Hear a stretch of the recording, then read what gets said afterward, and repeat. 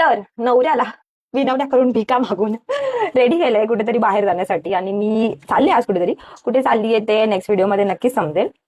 तर get ready होतीये, म्हणजे रेडी होतीये, तर विचार केला गेट रेडी विथ मीचा व्हिडिओ शेअर करूया.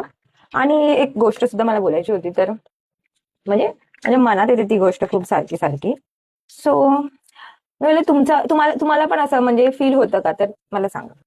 म्हणजे आपल्या आयुष्यात ना असे काही लोक असतात जे असे असतात घाण करणारे. म्हणजे माहिती नाही, म्हणजे तुम्ही तर ऑलवेज त्यांच्यासाठी हेल्पफुल असता. त्यांना जेव्हा गरज लागणार ते तुम्हाला काही विचारणार. तुम्ही त्यांना म्हणजे चांगलं सजेशन देणार. म्हणजे खूप जवळचं मानता आणि जवळच्या व्यक्ती असतात ना अशा. म्हणजे तुम्ही त्यांना जेन्युअनली फ्रेंड मानलेलं असतं, या नातेवाईक असतात. असे लोक असतात. त्यांचा काय प्रॉब्लेम असतो मला समजत नाहीये, की ते ना ऑलवेज तुम्हाला इन्फिरियर दाखवायचा प्रयत्न करतात. स्वतःला सुपिरियर दाखवतात आणि तुम्हाला इन्फिरियर दाखवायचा प्रयत्न करतात.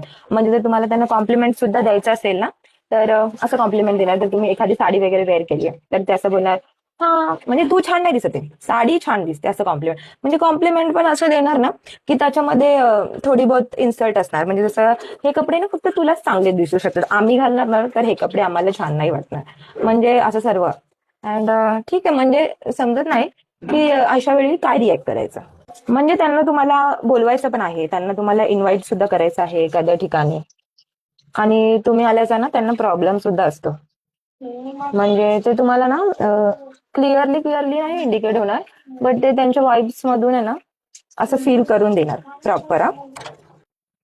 प्रॉपर असं फील करून देणार that you does not belong here. आणि आम्ही तिकडचे राजा आहे, या आम्ही तिकडच्या राण्या आहोत, आणि ठीक आहे असं. तर मला हा प्रश्न पडतो की बहीण, एवढाच प्रॉब्लेम आहे माझ्याशी, तर तुम्हाला इन्व्हाइट का करते आणि एवढं फेक वागायची गरज काय आहे.